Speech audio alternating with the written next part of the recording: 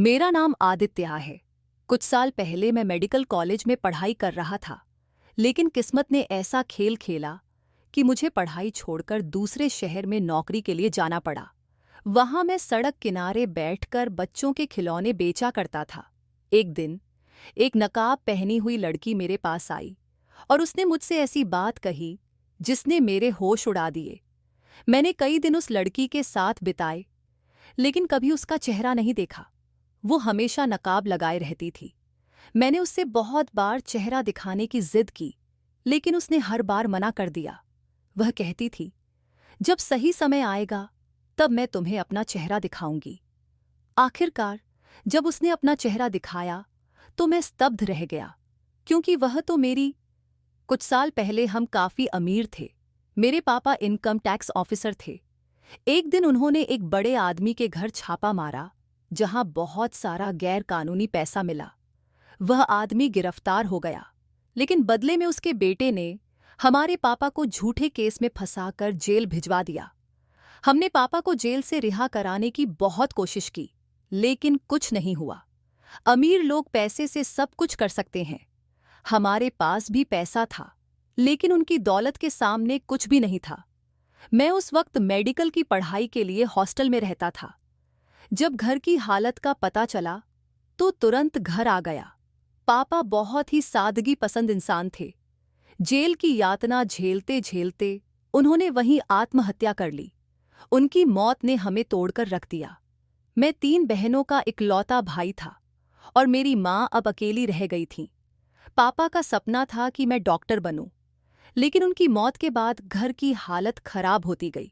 जो थोड़ी बहुत बचत थी वह कोर्ट कचहरी के चक्कर में खत्म हो गई।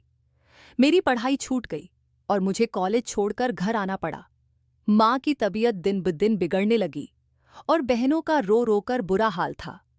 मेरी तीनों बहनें जवान थीं और उनकी शादी की फिक्र मुझे खाने लगी।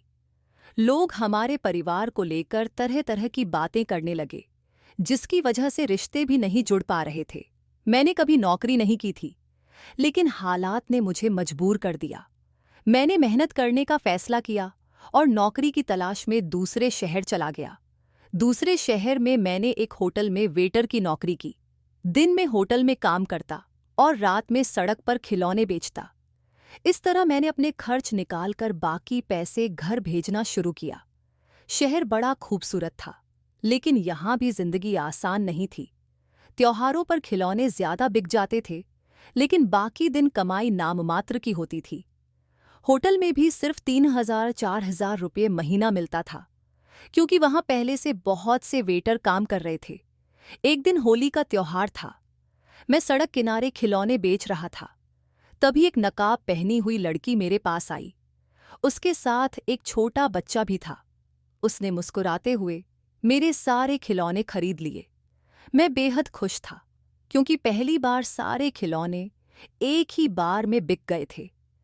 लेकिन तभी मैंने देखा कि वह लड़की एक बड़ी सी कार में बैठी। उसका ड्राइवर दरवाज़ा खोल रहा था। वह किसी अमीर घर की लग रही थी।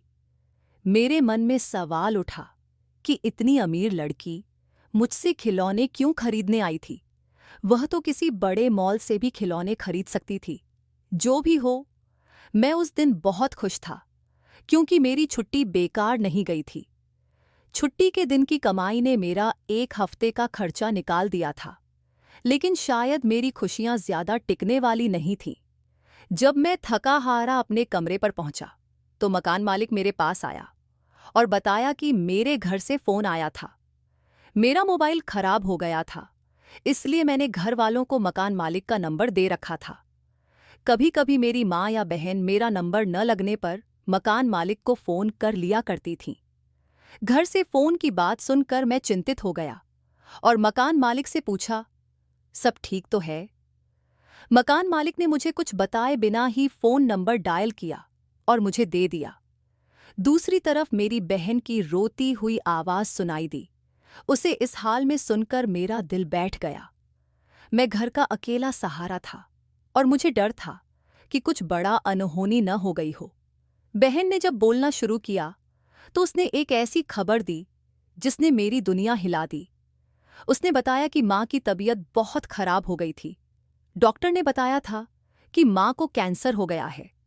बहन ने कहा कि इलाज के लिए 60,000 रुपया चाहिए। यह सुनकर मेरा मन पूरी तरह से टूट गया। इतनी बड़ी रकम मैं कहाँ से लाता? मेरे जैसे लड़के के लिए, जो होटल में वेटर और सड़क किनारे खिलौने बेचकर गुजारा कर रहा था, इतनी बड़ी रकम जुटाना किसी पहाड़ चढ़ने जैसा था। लेकिन माँ के इलाज के लिए कुछ भी करने का फैसला मैंने उसी समय कर लिया। मैंने अपने होटल के मालिक से पैसे उधार मांगने की कोशिश की। उन्हें अपनी माँ की बीमारी के बारे में सब बताया, लेकिन उन्होंने कोई सहानुभूति नहीं दिखाई। उल्टा उन्होंने गुस्से में कहा, यहाँ हर कोई अपनी परेशानी लेकर आता है, मुझे कोई फर्क नहीं पड़ता, जाओ अपना काम करो। मालिक के इस व्यवहार से मेरा दिल टूट गया। मुझे ऐसा लगा जैसे सारी दुनिया मेरे खिलाफ हो गई है। लेकिन फिर भी मैंने हार नहीं मानी। रात को खिलौने बेचने के लिए बैठा तो वही नकाब वाली लड़की फिर से आई। उसके साथ वही बच्चा था। उसने एक बार फिर सारे खिलौने खरीद लिए। उसने मुझे असल कीमत से ज्यादा पैसे भी दिए। मैं मन ही मन उसे भगवान की तरह मानने लगा था।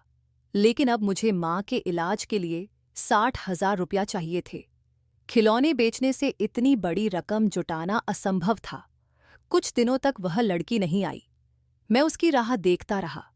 जब वह कुछ दिनों बाद फिर आई तो उसने मेरे सारे खिलौने खरीद लिए और इसके साथ ही मुझे एक ऑफर दिया। उसने कहा, तुम मेरे घर काम कर सकते हो। यह सुनकर मैं चौंक गया। मैं काफी देर तक उसे देखता रहा। वह नकाब के अंदर से शायद मुस्कुरा रही थी। मैंने हकलाते हुए पूछा, क्या आप सच में मुझे नौकरी देना चाहती हैं? मैं तो एक मामूली खिलौने बेचने वाला हूँ। मेरे पास कोई खास हुनर नहीं है। आप मुझसे क्या काम करवाना चाहती हैं? उसने कहा, तुम्हें हर महीने 25,000 रुपया मिलेंगे। तुम्हें ज्यादा कुछ नहीं करना होगा, बस जो मैं कहूंगी वो करना होगा। उसकी बात सुनकर मैं हैरान था। यह रकम मेरी उम्मीदों से कहीं ज्यादा थी। मैंने हिम्मत करके पूछा, क्या सच में आप मुझे हर महीने 25,000 रुपया देंगी? वह लड़की मुस्कुराते हुए कहने लगी, हाँ, मुझे तुम्हारे जैसे मेहनती और ईमानदार इंसान की जरूरत है।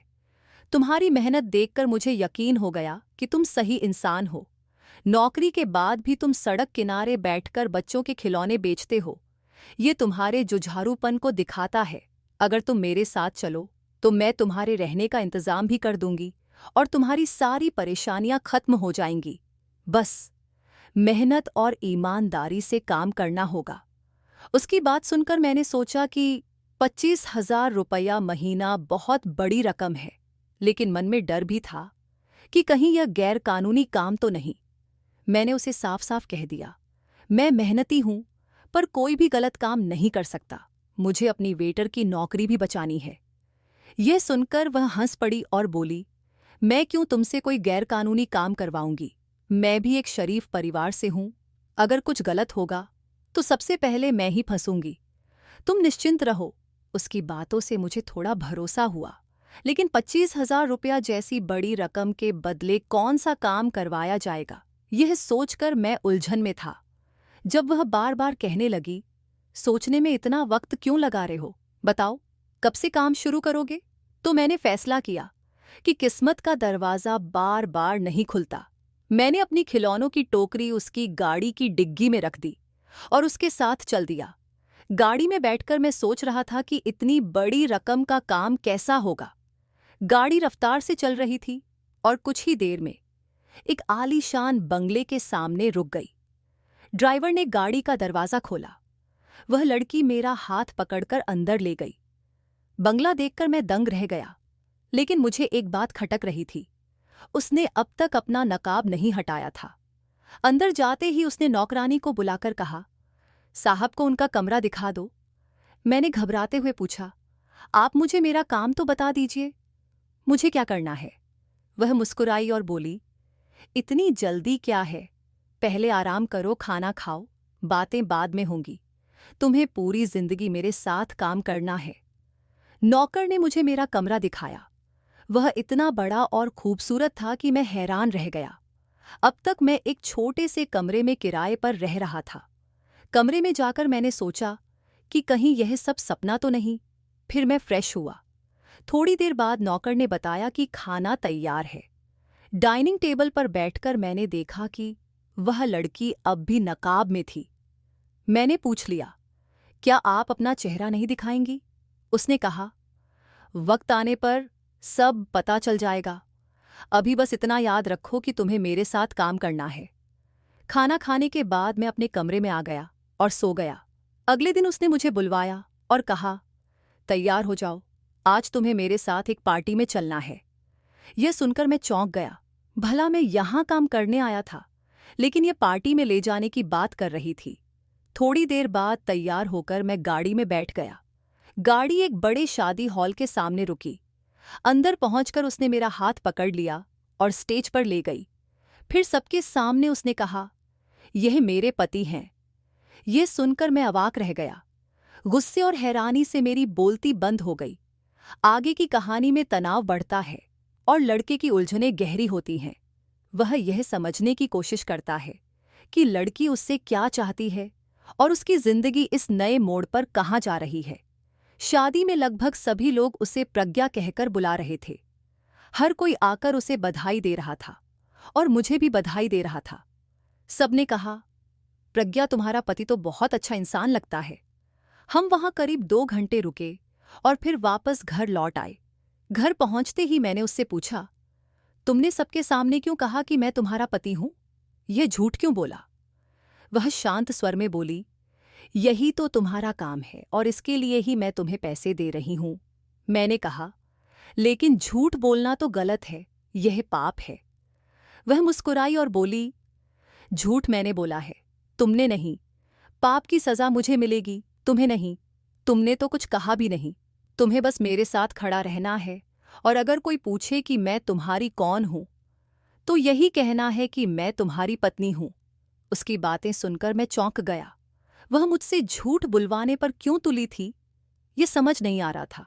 अब मेरा एकमात्र मकसद यही था कि किसी तरह उसका चेहरा देखूं, लेकिन वह तो घर में भी अपना चेहरा ढंके रहती थी। मैंने कई बार उसके कमरे में जाकर उसे देखने की कोशिश की, लेकिन हर बार नाकामयाब रहा। 1 महीने बाद उसने वादे के मुताबिक मुझे 25,000 रुपया दिए। मैंने तुरंत वह पैसे अपनी माँ के इलाज के लिए घर भेज दिए। इस दौरान मैंने महसूस किया कि उस बड़े से बंगले में वह अकेली रहती थी।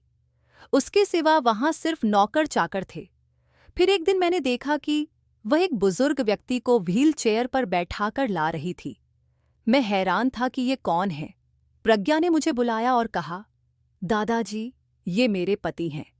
दादाजी यह सुनकर बेहद खुश हुए और उन्होंने हमें आशीर्वाद दिया। बाद में प्रज्ञा ने मुझे बताया कि वह बुजुर्ग उसके दादाजी हैं और उन्हें कैंसर है। प्रज्ञा ने कहा, मेरे दादाजी ने मुझे बचपन से पाला है। अब डॉक्टर ने कह दिया है कि उनके पास जीने के लिए ज्यादा वक्त नहीं है। उनकी आखिरी ख्वाहिश है कि मेरी शादी हो जाए, लेकिन मैं जिससे प्यार करती हूँ वह मुझसे प्यार नहीं करता। फिर भी मैं उसी का इंतजार करूंगी। मैंने पूछा, तो तुम मुझसे यह नाटक क्यों करवा रही हो? वह बोली, मैं अपने दादाजी के आखिरी दिनों को खुशहाल बनाना चाहती हूँ। तुम्हें बस यह दिखाना है कि हम पति पत्नी हैं, ताकि वे सुकून से दुनिया से जा सकें। यह मेरे लिए बहुत जरूरी है। प्रज्ञा ने यह भी बताया कि हम जिस शादी में गए थे वह उसके चचेरे भाई की शादी थी। वह अपनी बुआ को भी यकीन दिलाना चाहती थी कि उसकी शादी हो चुकी है। अगर बुआ को शक होता तो वे दादाजी को सब सच बता देती और उनका दिल टूट जाता। इसलिए मुझे तुमसे यह नाटक करवाना पड़ा। प्रज्ञा का यह सुनकर मेरे मन में उसके लिए इज्जत बढ़ गई। मैंने कहा, मैं तुम्हारा साथ दूंगा, लेकिन कब तक तुम उस लड़के का इंतजार करोगी? वह बोली, जब तक उसे मेरे प्यार का एहसास नहीं होता, मैं इंतजार करूंगी। मुझे प्रज्ञा के साथ रहते हुए 3 महीने हो गए थे। इन दिनों में मैंने अपने घर पैसे भेजे और माँ के ऑपरेशन का इंतजाम भी कर दिया। मेरी बहन ने फोन कर बताया कि 2 दिन बाद माँ का ऑपरेशन है और मुझे घर जाना होगा। जब मैंने यह बात प्रज्ञा से कही तो वह बोली, तुम नहीं जा सकते। अगर तुम गए तो दादाजी को शक हो जाएगा। मैंने कहा, तुम दादाजी को कोई बहाना बना दो कि मैं काम से बाहर गया हूं। लेकिन प्रज्ञा ने साफ मना कर दिया और कहा, यह संभव नहीं है, तुम्हें यहीं रहना होगा। अब मैं बेहद उलझन में था। मेरे सामने एक तरफ मेरी माँ का ऑपरेशन था और दूसरी तरफ प्रज्ञा के दादाजी की ख्वाहिश। मुझे समझ नहीं आ रहा था कि मैं क्या करूं। दादाजी की तबीयत इन दिनों बहुत खराब थी। प्रज्ञा ने कहा, कभी भी कुछ भी हो सकता है और मेरा साथ देने वाला यहाँ कोई नहीं, तुम्हें मेरे साथ रहना पड़ेगा। उसकी जबरदस्ती पर मुझे गुस्सा आ गया। मैंने कहा, तुम मुझ पर इतना दबाव नहीं डाल सकती। मैं तुम्हारा काम करता हूं और बदले में तुम मुझे पैसे देती हो। मेरी माँ का ऑपरेशन होना है। जैसे तुम्हारे लिए तुम्हारे दादाजी प्यारे हैं, वैसे ही मेरी माँ भी मुझे बहुत प्यारी है। प्रज्ञा ने बहुत कोशिश की मुझे रोकने की, लेकिन मैं नहीं रुका। उसने पहले ही मेरी माँ के इलाज के लिए पैसे दे दिए थे। मैंने कहा, अब यहाँ की बात तुम संभाल लो, मुझे अपने घर जाना है। ये केवल 2 दिन की बात है, तुम क्यों नहीं समझ रही हो? प्रज्ञा रोने लगी। उसने कहा, प्लीज रुक जाओ, मत जाओ। अपनी बहनों से कह दो कि वो तुम्हारी माँ की देखभाल करें। तुम्हें जितने भी पैसे चाहिए मैं तुम्हारे घर भेज दूंगी, लेकिन मुझे अकेला मत छोड़ो। मुझे अपनी माँ की बहुत याद आ रही थी। मैंने प्रज्ञा को समझाने की बहुत कोशिश की, लेकिन जब वो नहीं मानी तो मैं अपनी माँ का ऑपरेशन करवाने के लिए चला गया। मेरी माँ का ऑपरेशन सफल रहा। प्रज्ञा के दिए हुए पैसों से मुझे बहुत मदद मिली। 2 दिन बाद मैंने सोचा कि अब मुझे वापस प्रज्ञा के घर जाना चाहिए। जब मैं उसके घर पहुंचा तो मैंने देखा कि वहां बहुत भीड़ लगी हुई थी। लोग रो रहे थे, चारों ओर कोहराम मचा था। मैं जैसे ही अंदर गया, देखा कि प्रज्ञा के दादाजी का निधन हो गया है। दादाजी के पास ही सफेद कपड़ों में एक लड़की बैठी रो रही थी। उसकी आवाज मुझे जानी पहचानी लगी। मैंने गौर किया तो देखा कि वो लड़की मेरी पुरानी क्लासमेट थी। कुछ साल पहले जब मैं मेडिकल कॉलेज में था, ये लड़की मेरी क्लास में थी। एक बार उसने मुझसे मदद मांगी थी जब कुछ लड़के उसे परेशान कर रहे थे, लेकिन मुझे मेरे घर वालों ने सिखाया था कि अपने काम से काम रखना चाहिए।